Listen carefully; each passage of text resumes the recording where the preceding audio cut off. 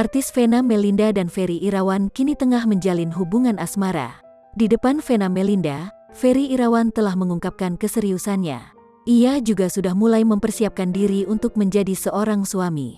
Hal itu diketahui dalam kanal YouTube Intens Investigasi yang tayang pada Sabtu, tanggal 25 Desember tahun 2021. Dari awal kita memang gak pernah main-main sih, dari awal kita memang serius, ucap Ferry. Mereka ingin serius menjalin hubungan karena faktor usia mereka. Saat ini, mereka menganggap usia mereka sudah bukan remaja lagi yang bermain-main soal cinta.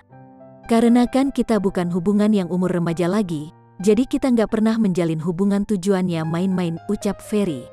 Dengan demikian, Ferry mengungkapkan akan menikahi Ibunda Atala Naufal. Tujuan kita ibadah kok, tujuan kita menikah, ucap Ferry. Sementara itu, untuk menikah dengan Vena Melinda, Ferry Irawan perlu mempersiapkan beberapa hal. Ia masih akan mempersiapkan diri untuk menjadi seorang suami.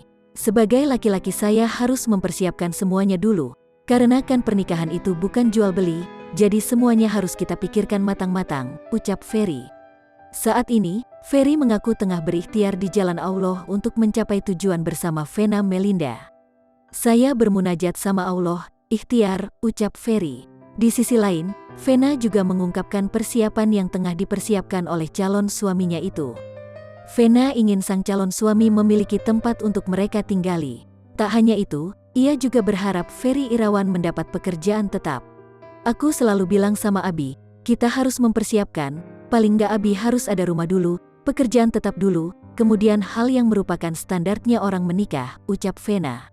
Kini, Ferry Irawan sudah mulai kembali ke dunia hiburan lagi. Vena mengungkapkan, Ferry sudah mendapatkan beberapa tawaran syuting stripping. Sekarang Abi sudah mulai lagi kan, aktif lagi syuting, nanti insya Allah udah beberapa tawaran stripping, bikin YouTube channel, ucap Vena. Tak berhenti di situ, ternyata Ferry Irawan telah mendapatkan tawaran untuk mencalonkan diri menjadi calon legislatif. Menurut penuturan Vena, ada sebuah partai yang sudah memberi tawaran tersebut kepada calon suaminya.